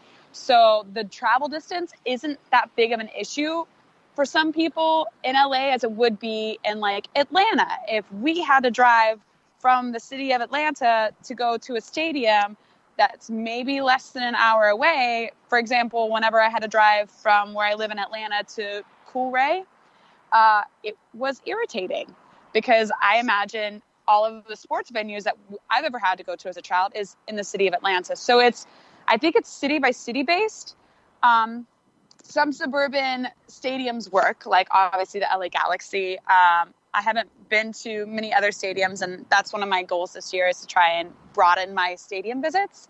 But I do think that if your location is in a suburban type area, like obviously the Columbus Crew had a little bit of issues with that, where it wasn't necessarily city based, and they're changing that now, so that should change on their demographics that they're hitting. But it is still inclusive, and it's something that the marketing team or who's running the fan social engagement and getting fans out needs to figure out how, if they're in an opportune place, how we encourage people to make the trip. Like Red Bull Arena, as you said, is not really that difficult of a place to get to. But the issue is you have people that are there in your market physically by location in your market, and you're still not getting them to your stadium. That's the issue. When you can't have a connection with a possible soccer fan who lives right across the street from you, there's something missing. And it's whether it's you're not engaging them to let them know, hey, it's okay, come on in, or they're not being intrigued by your invitation. That's a disconnect between locations, and that's not trying to approach that possible fan correctly, in my opinion. Yeah, the Red Bull situation is a little unique. Now, Miami is poised to replicate it because you're talking about a New York team in New Jersey that is New York branded, but in Jersey. I wonder if that affects drawing the people who live in and around Harrison, because they should be obvious targets for you. Miami, if they end up in Fort Lauderdale, this is something that was a criticism of the Miami Fusion, was that you're a Miami-branded team in Fort Lauderdale. They're not really too excited about that. I think each team, the ones that are having problems, I don't know how easy it is to paint them all with the same brush. I do think there's some similarities, and Tafka hits on a really good point here, is that something Atlanta United does that's as simple as the behind the stripes focus. It's making everybody connect. Like Tafka says, Atlanta feels like they know and live with their team. Without that, it's just 11 jerseys running around for 90 minutes. I think Atlanta's done that. I think Cincinnati's done that. I think Orlando has done that pretty well, where you're connected with the club, the badge, and that's what drives you more than the results. Go ahead. Yeah, no, I would throw LAFC into that. Yeah, I agree. They've made things very unique to them. Huge connection, yeah. Huge connection with the city of LA in general, and the way they've sort of made that team as polished as that stadium is, and as polished as that team is, they've made and they've brought in the gritty feel of LA. And I think that if we're looking at what marketing and reaching out to your fan base and sort of the identity and the brand of that team has done well, is the grittiness of LA, because downtown LA is gritty. Yep. And if you try to, push that team off as clean and polished and sleek, it wasn't going to work. And I think that they mix the two very well, this sort of clean, sleek stadium, but a gritty team. And that's what they sold, and that's what they're putting out there. And I think that works real well. It will be a very tough challenge for Miami. I think it's I think, and to Tafka's point, you do in Atlanta feel like you are living with that team. You feel like the team lives here, and you feel like you live in a neighborhood that represents that team, whether it be, where I'm at in East Point, or people in Marietta, or people in East Cobb or West Cobb, or, south of the city, west of the city, east of the city. You all feel like Atlanta United is representative of your neighborhood. And I think that's extremely important. And it's a hard thing to replicate in other cities unless you really do your due diligence. And you research and you reach out and you go to those neighborhoods. Like John was saying, you go to those pubs, you sit in the pub with those soccer supporters who are there every weekend morning watching the EPL. You connect with those people, you bring them in, you let them know, hey, I know you like Premier League, but let's get you to be a fan of MLS. And that's, what Darren did at the beginning. He went to pubs, he met with people, he became a face of the club. He became a face of somebody that you wanted to get behind and back. And that's something that you need as a team. It is about marketing. It's about making sure you're hitting the right neighborhoods, but it's also about your team. And this goes all the way from your ownership to your president to the people who work underneath them, putting in the effort to make them feel approachable, so that you could have a conversation. 2, that you show up and you show out for your city, for your neighborhoods, because everyone's important. And yeah, it's making the consumers feel connected to the brand. And some MLS teams have not effectively made that connection from their fan base to their brand. And the biggest one I can think right now is Chicago. The disconnect between the fans and the team is so drastic and unnerving. Something needs to change. As Kelly sounds like she's in a Hitchcockian movie at the moment. Oh, gosh, sorry. Well, no, with all those birds coming down, I thought they were chasing after you. No, and I also think that, Kelly, you look at the newness factor of a couple of the franchises, Atlanta, Cincinnati, and what's coming down the line in Nashville and Miami and things like that. For transplants, and I'll just use the Atlanta example, Atlanta, I think, has more transplants in its population now than it does natives. And I think that Atlanta United was that opportunity for those transplants who might be a Mets fan or a Yankee fan or a Ranger fan or a Celtics fan to attach to something in their new hometown. And I think that that's also a part of it, too, where you're looking at, hey, this is mine from the absolute beginning. It's not a train that I'm hopping on in year 25. I get to be at the forefront of being a part of this team through a supporters group, through being a fan, that kind of thing. I think being a part of something from the beginning also has helped out something like a Cincinnati, something like an Atlanta United when it comes to MLS. Oh, I completely agree. And I think in regard also, you got to look at Orlando in that pack as well, because, despite the fun rivalry that we've got going on with them, they do draw a crowd and their fan base is extremely loyal. So I think in that regard, you have to include them. And you're absolutely right. There is this idea with a newer team, within a new city, that this is now your team because you either live here or you moved here or whatever, and you might have had another team regardless, but this is now yours. This is the chance for you to start from square one with this new team and support this team. So I agree that that's obviously helped a lot as well. But in that regard, the older teams need to, and some have, figured out a way to bring newer fans in. So, like I said, with the LA Galaxy, there's that nostalgia of going to an LA Galaxy game. So this whole idea of come out, enjoy an LA Galaxy game, come have some cocktails, some live entertainment, like come enjoy the entertainment that is an LA Galaxy game. And then maybe you hook a few new fans through that. I need to go out and see other stadiums and how they interact with people who are possibly newer fans to see how they would or how they do try and reel those people in. But I just don't know if it's teams like Colorado, like how they're going about trying to persuade a newer fan to latch on to their team identity. What is it about that Colorado team that makes me want to become part of that family? Like, what is it that makes me want to come out every weekend and support you? Like, what is the latch there? And I don't know. I mean, obviously I'm not familiar completely with that market. But I think it's things that teams need to start asking themselves, how do we, as a brand, get people to buy in? And that's where I want to finish up, because I think that's something that the teams that are struggling, I don't know if they're asking themselves that.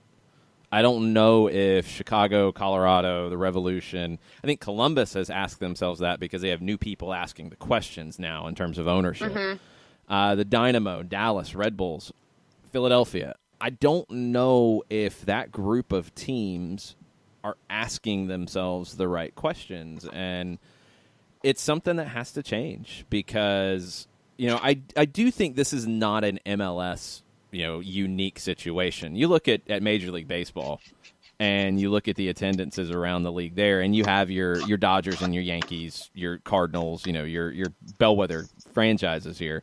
But then you've got, the disparity between the Dodgers drawing 47,000 a game and the Marlins drawing 10,000 a game, and Tampa Bay drawing 14, and Pittsburgh 18, and Baltimore 19. There are teams in every league that struggle to draw, and there's a number of reasons why. I just don't know if MLS teams, I feel like too often the excuse is, well, it's just hard, or, well, we're not winning, or, well, it's a long way to drive, or, well, whatever.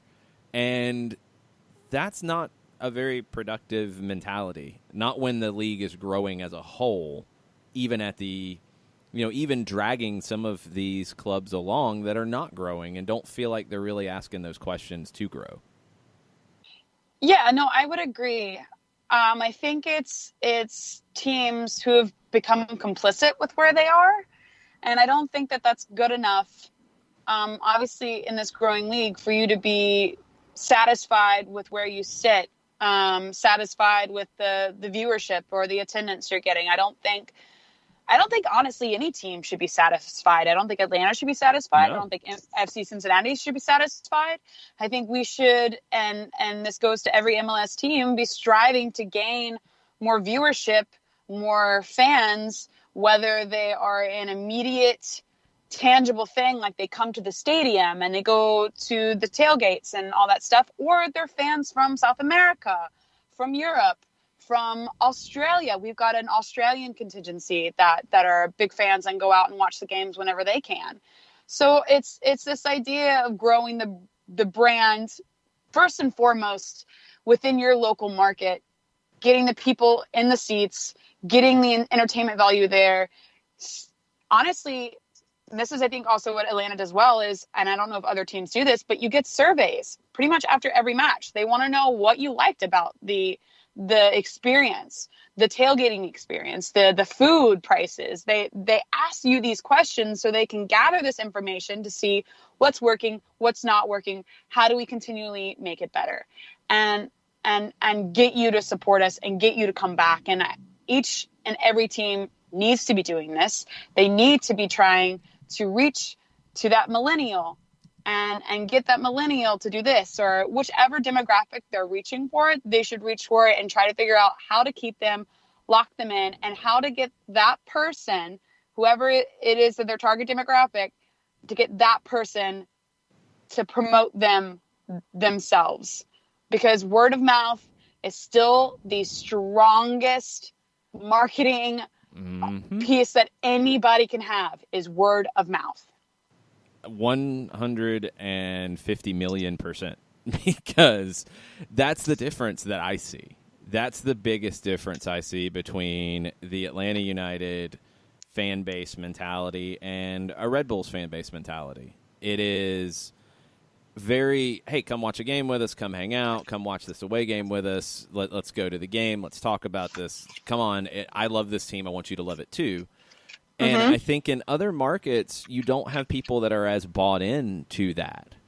They don't feel like they are, the main voices that I see. And I try to follow, like, influencers from clubs all around the league, because I want to know what's going on in every market.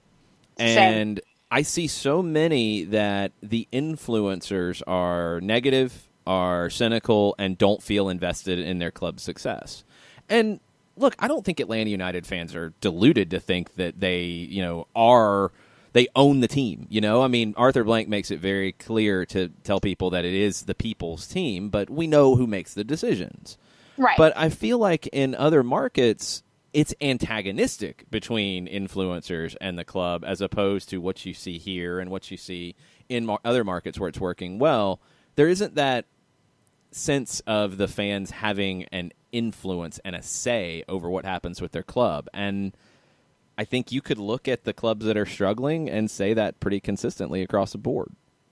I would absolutely agree. And I will say one more thing about word of mouth and the ability for fans who buy into the identity and the brand and promote it by word of mouth. For instance, and I was just talking about this with my dad yesterday. I have always loved soccer. I used to watch soccer by myself, and whenever I was around my dad, it was like he may watch if it's like a World Cup cycle, but otherwise it's going to NASCAR, or it's watching football, or it's watching baseball, or it's watching something else other than soccer. And, Atlanta United got a team and we talked about it.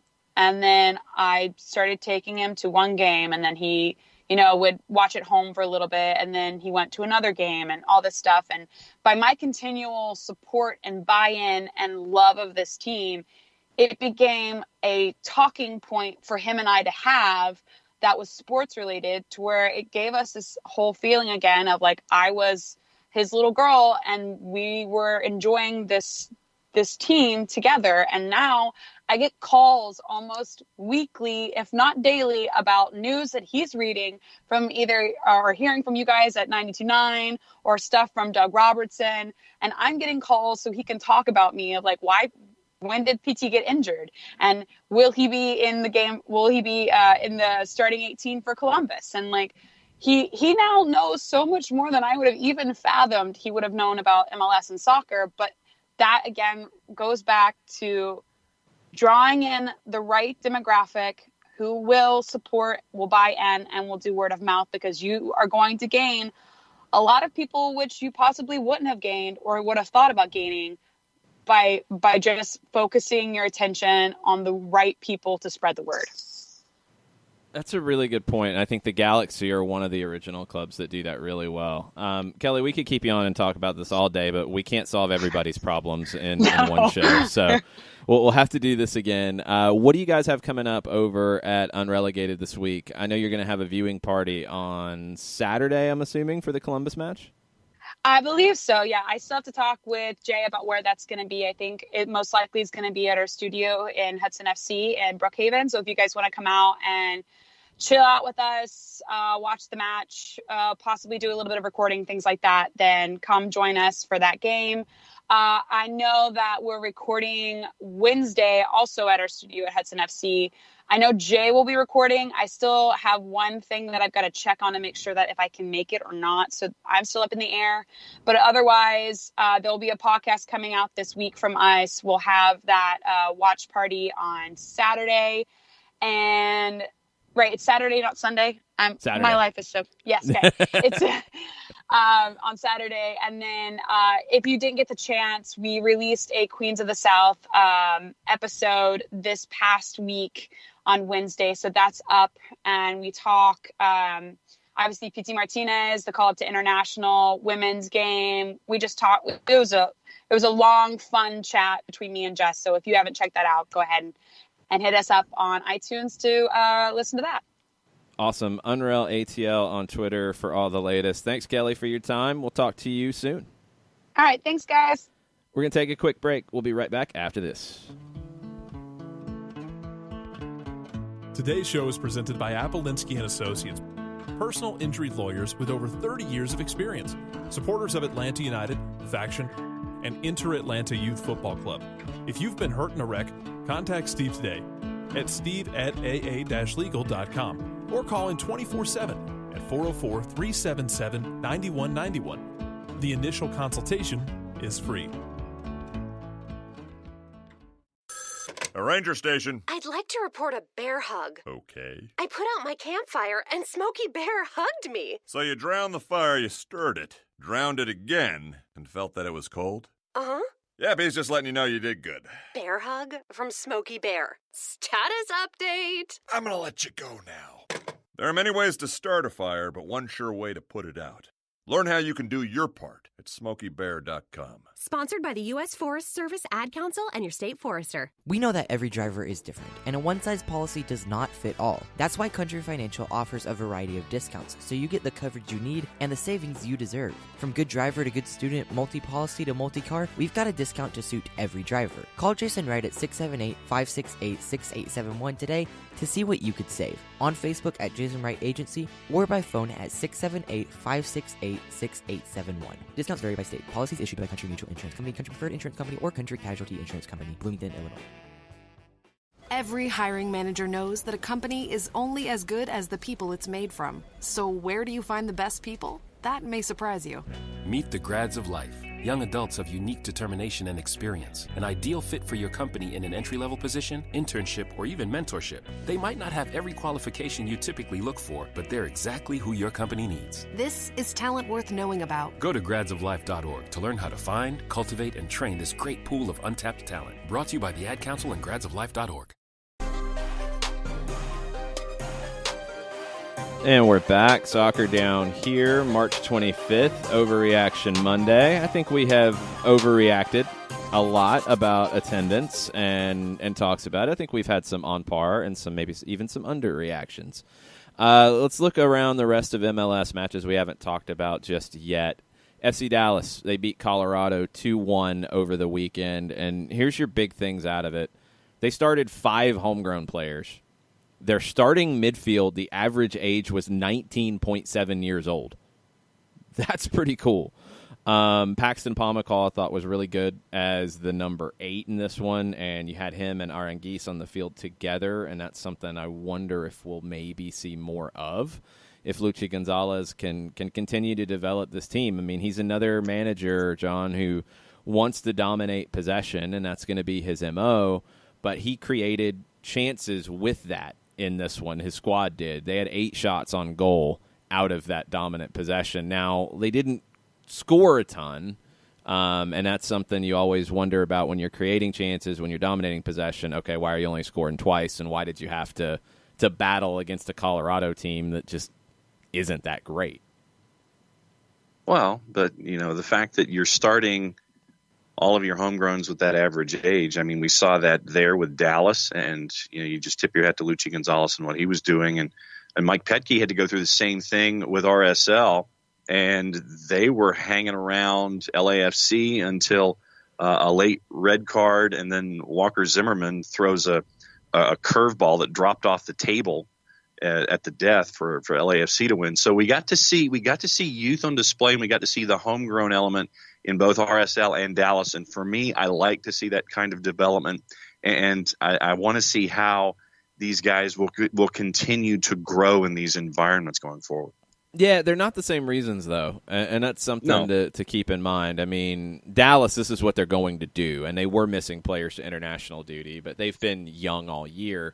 Real Salt Lake develops their own talent as well, maybe not quite in as big a numbers as Dallas, but in pretty big numbers. Now, they were missing a lot of pieces on the weekend, and the fact that they were able to hang around was really impressive because I didn't think they had that in them, especially without Albert Rusnak. But then Walker Zimmerman hits maybe the goal of the month. I mean, that thing was ridiculous for a center back to strike the ball that well at that stage of the match. Big win for LAFC. They keep finding ways to win late. They've been consistent at doing this all year long. Orlando, it wasn't pretty against Red Bulls, but they get the win. O'Connor, I think I saw O'Connor in the post game, and it's like he didn't really know what to say because he's been so used to the losing commentary after a match, and now it's like, oh well, I don't know what to do here. It was better. I mean, it was pretty easy for them to go in and say, you know what, we're not going to have a lot of the ball. We don't really care to do that. We're going to put a lot of numbers behind the ball, and we're just going to fight and scrap and claw. And if we get a draw, then that's great. And they got a win, which they didn't expect. The other match, Philadelphia just kind of wrecked Columbus 3-0. Little surprising, but Columbus was missing Jossie Zardes, missing Will Trapp, missing Zach Steffen. It showed, I think, in the midfield especially without Trapp. Way too easy for Philadelphia to come down the middle of the field, even without Marco Fabian. They were just dominant in the middle, and David Accam remembered how to play like David Accam, and he had a big night with 2 goals. Let's go back to the New England match, though. We were able to find a little bit of audio. Now, this is from the second half, I believe. I think that, it's coming out. I think this is coming out for the second half, yeah. Okay, so this is on the TV broadcast on NBC Sports Boston. Brad Friedel on a headset on the touchline, and this is what he had to say. By the head coach now, Brad, what'd you see out there in the first half? I thought after about 20-25 minutes, our energy went down. We have to play. We're playing against a team who just wants to waste time, win the second ball and counterattack, and we're playing into their hands because we're not moving the ball. We're taking too many times, 3, 4, 5 touches in the ball. They win it and break. Well, I was just about to say, when you get in the attacking third, it's just that little 1 or 2 touch combos that I think will open the door for you. They can. We're not playing out of the back. Why are we playing it long every single time? Get the ball down and pass it. Make them press you a little bit. Play the ball into Wilfred in the midfield. It is nothing that we worked on during the week, I can assure you.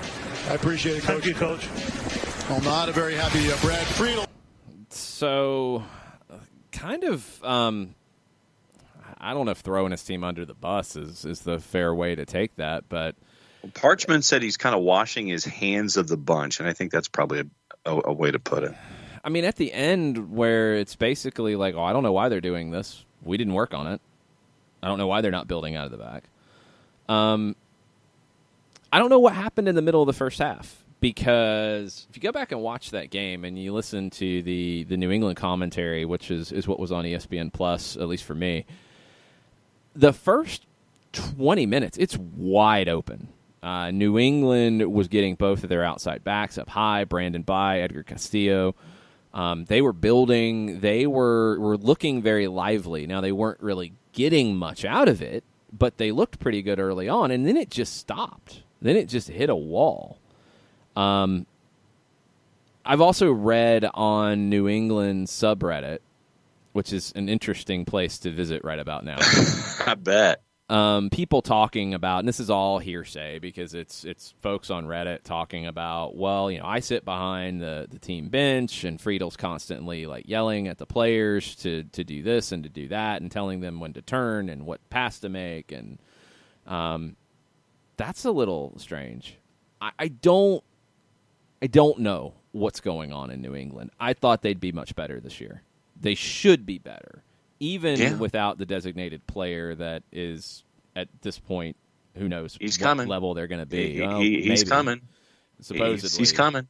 Possibly. Anyway, they're not there. Hang on. But they do have other bits of talent, but they're not looking like it. And Michael Mancian is your highest paid defender in the league, and he has not played like that since he arrived. You had Claude Dielna before that, who was horrendous in my opinion. Yeah. You've had some very questionable decisions with your roster. Lee Nguyen gone. Kellen Rowe gone. I think the move that baffled me the most in the match yesterday was in the 53rd minute, you bring in Scott Caldwell for Wilfred Zahibo. You're subbing out a defensive midfielder for a defensive midfielder when you're down 1-0. One, why didn't you do that at halftime if you were going to do it? Because you're just changing a person, not a shape. So if Caldwell gives you the ability to play out of the back more, okay, fine. Why a few minutes into the second half? We saw last year an issue with Zahibo getting substituted and looked like there were issues with him and Friedel on the sideline. I don't know what's going on the field in New England. I honestly think the off-the-field side is much more related to the team is just not that fun to watch at the moment. And how do you change that part? Yeah. I don't know if one designated player is going to do it. It all seems so disjointed right now. Yeah, and you see the pieces, and there's an opportunity there, but then when you put the pieces together, then they're not paying attention to what Brad Friedel wants them to do. This is my head scratcher here. I would have thought that New England would have been far better than they are, and I'm not necessarily just tying this to wins and losses. I mean, it's not exciting soccer. It's not productive soccer. And then when you see what Friedel is doing, or, if he's yelling at players, I mean, I understand that. And we got into last season, I think it was the dynamic of him and his approach about wanting players to be combative toward one another as opposed to being all chummy. And, I don't know if that's still playing, if that mindset is still playing into it at all. You're looking at this and you're going, things should be so much better than they are, and they're not. And it could be just a combination of things that just aren't computing, and the whole thing is short-circuiting on the pitch right now in New England. Yeah. I mean, the Colonel had some of these quotes as well earlier, and thanks for throwing these in, Colonel. I was glad we got lucky and found the audio, but we're playing against a team that just wants to waste time, win second balls, and counterattack. I agree with the Colonel. Cincinnati was not just doing that. The first 20 minutes was wide open. Cincinnati was getting out too when they had the opportunities. It just felt like when New England didn't get anything out of that first initial rush of energy, that they just, I don't know, got flat, just didn't really have any spark, any excitement, no answers, anything. No, yeah. And Cincinnati just grew into the match. So New England's got some serious issues. And 4 out of the next 5 at home, they need to find some serious answers pretty quick. And it sounds like they're not going to have this mythical designated player join them anytime soon. He's coming. Yeah, is anybody going to be there to receive him? And that's the question you're going to start getting into here at some point. When is it not okay what's happening in New England? When is this unacceptable for ownership, who has a few other issues at the moment? Yes. Just a few. And the front office, that I think that's, if I'm going to put New England's attendance issues down to one thing, I'm going to put it down to the fact that winning doesn't seem to be that big of a deal. Not even the fact that they're not, just that it doesn't really seem to be upsetting anyone that they're not. And I don't think that's going to fly in New England. I think that's your big difference between that market and some others. Like, they have to show that there is a commitment to excellence there. And I don't think that is obvious at the moment. That's a problem. And you're never going to get that fan base on your side without it. Let's take a break here. We've got more questions on the Twitters. We'll get to those after this on an Overreaction Monday here on SDH. We'll be right back. As a business owner, you know that every year brings new challenges and opportunities. The success of your business demands expertise and focus. And Country Financial can help you keep that focus by helping ensure you have the right insurance protection in place to meet your goals. Jason Wright can help you create a customized insurance plan that has coverages designed just for your business. Give Jason a call at 678-568-6871 or reach him on Facebook at Jason Wright Agency. Coverages vary by state. Policies issued by Country Mutual Insurance Company, Bloomington, Illinois. Got issues with youth or high school sports? Positive Coaching Alliance can help. PCA is a national nonprofit working to transform youth and high school sports so that every child has a positive character-building youth sports experience. PCA provides live and online workshops to train double-goal coaches whose first goal is winning and whose second, more important goal is teaching life lessons through sports. PCA also has workshops for parents and high school student-athletes. For more information, please visit positivecoach.org. If you've been hurt in a car wreck, contact my friend Steve Apolensky of Apolensky and Associates. He's been representing individuals for over 30 years throughout Georgia and Alabama. Email him at steve@aa-legal.com or call him 24/7 at 404-377-9191. The initial consultation is free.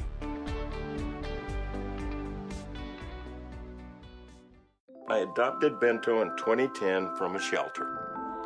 This cat makes me make art. He's always motivating me to draw pictures of him. He just is motivating artistically. He's my best friend, but a lot of people know him as Keyboard Cat. Keyboard Cat, YouTube star and shelter pet. Amazing adoption stories start in shelters. Start yours today. Visit theshelterpetproject.org to find a pet near you. Brought to you by Maddie's Fund, the Humane Society of the United States, and the Ad Council. Welcome back, SDH Overreaction Monday during the international break. Let's talk a little bit about that international break in our region. The CONCACAF Nations League qualifiers finished up on Sunday. The Nations League qualifiers affected the Gold Cup field as well. It was partial qualification for that. So your Nations League draw is Wednesday, I think. That will start in the fall. So we've seen the UEFA Nations League. This is essentially the same type of thing. So your League A, your teams that were in the Hex in the last round of World Cup qualifying were automatically in. The seeded Gold Cup teams, which are the U.S., Mexico, Costa Rica, Honduras, that's Pot A. So they'll be seeded in the Nations League as well. The other opponents in the U.S. group will be one of either Panama, Canada, Haiti, or Trinidad and Tobago from Pot 2, and one of either Martinique, Cuba, Curacao, or Bermuda in Pot 3. Now, all of those teams are in the Gold Cup. Bermuda gets in for the first time. That was a huge deal for that country. Guyana gets in for the first time as well. Montserrat barely missed out. They were the first team out on goal difference. They needed some bigger wins. They needed some different results to go their way. They do not get into the Gold Cup, which would have been awesome. Bermuda has Zako Lewis, who plays... where is Lewis these days? He's in USL. Yes. He was with the Red Bulls for a minute. Never really clicked. Guyana has Warren Creval, who is from the Atlanta area, from Ackworth, and plays for Philadelphia. So the Gold Cup is going to be... I love this stuff. I really wish that CONCACAF could get a more affordable way to watch these games, because I would watch these games. I'm crazy like that. I would have watched, I believe it was El Salvador and Montserrat. I would have watched that to see if Montserrat could have qualified. I would have watched Bermuda win their way in. Yeah, I would have watched St. Martin and St. Martin for the Battle of the Island, battle of bragging rights on the island. I would watch that stuff, but it's on Flow FC, and it's $30 a month. Nope. It's $150 for the year, but it's $30 a month if you're going to do it monthly. I'm sorry, when ESPN Plus has what they have at $4.99 a month, when Fanatis has what they have at $9.99 a month, I'm not adding Flow FC to that. I can't do it. Not for CONCACAF, age group qualification tournaments, for CONCACAF Nations League, for Gold Cup qualifiers.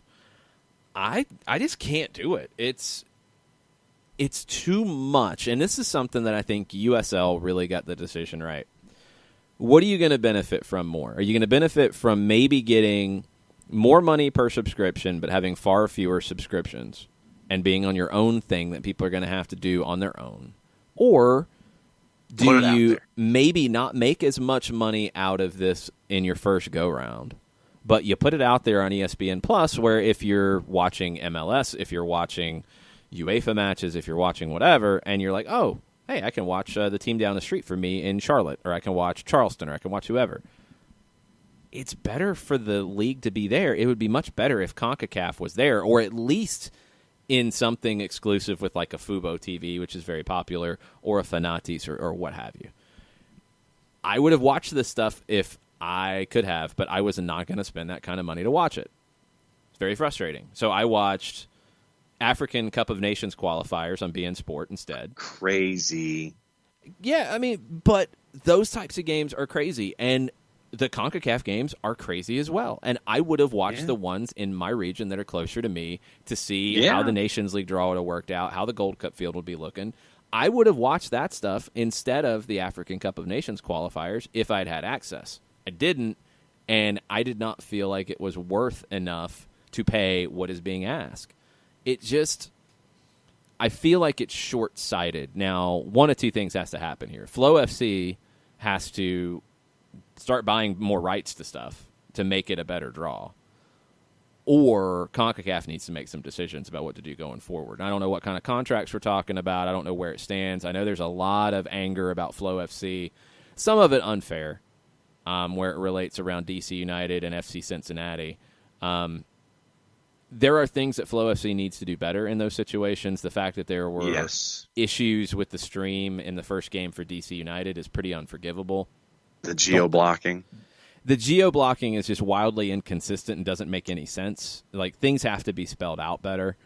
But the idea of things going to streaming, fine. That's where the world is headed. I'm not going to be the old man yelling at a cloud and saying that it has to be on my antenna TV. But there has to be value in it. And right now, CONCACAF on Flow FC is a waste because people aren't getting to see these games.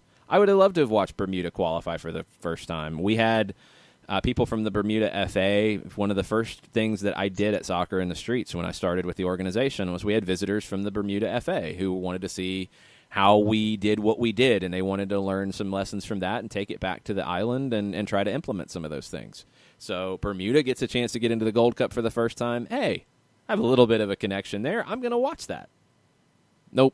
I can't pay $30 a month to do it, and I can't pay $150 to have it for a year because there's really just not enough value. That's what it comes back to for me. It's the value of it. It's not, ooh, I hate Flow FC. It's, no, if Flow FC was worth the money that they're charging, I would do it. But they're not, so I'm not. So I'm not watching CONCACAF Nations League and this stuff, and that stinks because I'd like to. But not for $30 a month. Not for $30 a month or $150 for the year. There's just not enough there. There's not enough there. There's really nothing else outside of the CONCACAF stuff because I'm not getting it for the DC United side because I get that stuff through ESPN+. I'm not getting it for the FC Cincinnati stuff because I get this through ESPN+. I don't need the rest of it. I want it for the CONCACAF, and I'm not going to pay that much for it. CONCACAF is losing out for it because some of these games that you're watching in little small stadiums, it's craziness. It's fun if you love the game and you want to see, well, who might the U.S. play in a Gold Cup? Who might they play in the Nations League? Cool, I'm going to watch this. Well, I can't. So frustrating, and that's probably just a me problem because I'm the crazy one who wants to watch Bermuda play on a Sunday afternoon, but that's just me. But not for $30 a month. Definitely not for that. No, not when I can watch other games on Fanatis or stuff on ESPN+. I mean, you had, let's see, so I was probably one of the, I don't know, I wasn't one of the few. I mean, I was one of the few outside of Cincinnati and or the New England area to watch Cincinnati, New England over the Netherlands and Germany on ESPN+, but I was. And I watched African matches and other matches instead of, the earlier UEFA champions or UEFA championship qualifiers. So I'd just like to watch more CONCACAF stuff, but they don't want to seem to make it affordable to do that. So, come on, CONCACAF. I want to watch your stuff. That's my complaining. Nothing wrong with that. But you know what we can watch on ESPN+? What's that? The USL. Yes, and I've watched some USL on ESPN+, and it's always fun to check stuff out. We'll finish up with some thoughts on ATL UTD 2 in talk about a wild game. There was one in Charlotte, and it finished 3-3. Romario Williams with a hat trick. We'll talk about that as we wrap up a Monday edition of Soccer Down Here right after this. Today's show is presented by Appolinsky and Associates, personal injury lawyers with over 30 years of experience, supporters of Atlanta United, Faction, and Inter-Atlanta Youth Football Club. If you've been hurt in a wreck, contact Steve today at steve@aa-legal.com or call in 24/7 at 404-377-9191. The initial consultation is free. A ranger station. I'd like to report a bear hug. Okay. I put out my campfire and Smokey Bear hugged me. So you drowned the fire, you stirred it, drowned it again, and felt that it was cold? Uh-huh. Yep, he's just letting you know you did good. Bear hug from Smokey Bear. Status update. I'm gonna let you go now. There are many ways to start a fire, but one sure way to put it out. Learn how you can do your part at SmokeyBear.com. Sponsored by the U.S. Forest Service Ad Council and your state forester. We know that every driver is different, and a one-size policy does not fit all. That's why Country Financial offers a variety of discounts, so you get the coverage you need and the savings you deserve. From good driver to good student, multi-policy to multi-car, we've got a discount to suit every driver. Call Jason Wright at 678-568-6871 today to see what you could save. On Facebook at Jason Wright Agency or by phone at 678-568-6871. Discounts vary by state. Policies issued by Country Mutual Insurance Company, Country Preferred Insurance Company, or Country Casualty Insurance Company, Bloomington, Illinois. Every hiring manager knows that a company is only as good as the people it's made from. So where do you find the best people? That may surprise you.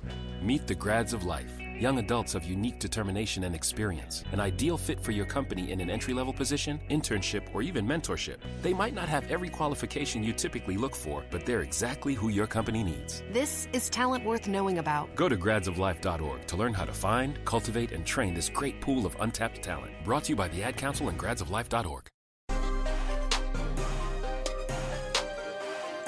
Final segment, Soccer Down Here, Monday, March 25th.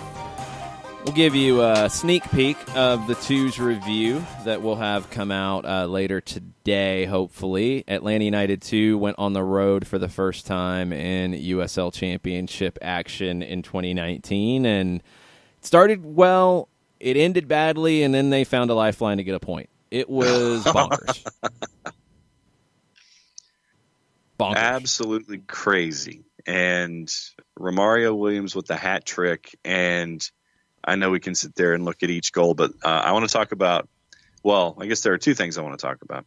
Where Anderson Asiedu, did he still officially get robbed on an assist? Yeah, he did. He should have had an assist on that second one. He had the pass to Romario Williams, and yeah, Romario did most of it himself, but, I mean, you're not taking the assist away from Asiedu. He had the pass into him. It should be an assist. Come on, Opta. Come on, really? And then just the movement that Romario had in the area on the second goal, tremendous, and then slots it home with the right foot past the keeper. But 2-0 at the break, and then 75th minute, it was all sorts of crazy, and it was hang on to your hats, kids, for the final 20 minutes or so. As friend of the show, Poppy Miller, the voice of the Charleston Battery, got to call that one. Yeah, you could tell that the team was not 90 minutes fit because it showed at the end. They were dying, and Charlotte was turning it on. Charlotte goes from 2-0 down to 3-2 up, and it's like, oh, no, now you've blown everything. But then Romario Williams goes down and gets another goal to finish off his hat trick to make it 3-3. There were Atlanta United fans there as well, which was very cool. Yes. Kevin from Charlotte, because, I mean, he's from Charlotte. He should be there. That makes sense. But there were also some Atlanta United Academy games in the area. I think some other just Atlanta area teams were playing in there. I don't know if Atlanta United Academy played in Charlotte, but I know, or at least I think, AFC Lightning from Fayetteville was playing in the Charlotte area, and they had a lot of folks at the match. Also, I mean, we did our appearance on Saturday afternoon at Carriage Kia in Kennesaw, and people came up and told Mike Conti and I that they were coming to see Michael Parkhurst and Jeff Larinowitz and say hi to us, and then they were heading up to Charlotte, which was very cool. So I guess the other big story out of it, and we'll get into more detail on the Twos review later today, is Franco Escobar making his 2019 debut. What'd you think? Solid. Dove in, and I mean, it was good first steps. Picked up a yellow in the 24th, which to me was kind of confusing. And so he puts in 68 minutes before he subbed out for Luis Fernando. But good to see him sliding in. Good to see him operating without any kind of a fear of doing anything to that wing. But good 68 minutes, or a good 59 minutes from Escobar as he was subbed out. Yeah, he was good. Pereira came in for him in the 59. Yeah, he was a little rusty, as you would expect. Touch wasn't great, but I think where I felt good about it was a series that actually started with a bad touch, and then he threw himself into a couple tackles and got called for one, which was a bad call. But no hesitation to get involved physically, and that's always something you're looking for when guys are coming off an injury. How willing are they going to be to mix it up? Franco was absolutely fine with it, so that's a good sign. Now, is he ready for Columbus on Saturday? We'll have to see. Maybe in the 18. I don't know about a starter, but maybe. I would think that by the time you get to New England, though, he'll be ready to go. And there's another twos match that he could get more match minutes in between the two during that bye week, and he might take advantage of that one for sure as well. We'll have to see. There were good things out of Saturday. Obviously, Romario getting a hat trick. There were things that are concerning about Saturday. Brandon Vasquez had a really bad night in front of goal, had a couple inexplicable misses that could have put the match away. There were a lot of things to learn from, and that's what you're looking for out of these games if you're Steven Glass, if you're Frank DeBoer, if you're Carlos Bocanegra. So go back and watch that one if you want a wild ride in the Atlanta United universe with on ATL ESPN UTD2. Plus. ESPN Plus from Saturday. It was a fun one. We'll talk more about that on the Twos Review later. If you haven't heard the latest Women's Soccer Weekly podcast, that was posted last night on the network. Lauren Glancy, who's now with Atlanta United's Regional Development School, tells us about that. We talk about female coaching and the need for development pathways, about 30 minutes. So go check that one out on the network. We'll have soccer over there tonight around 6 o'clock as well. Lots of international stuff to talk about, lots of conversation with our buddy Nick Alifi, the Garlic Bread Warlord.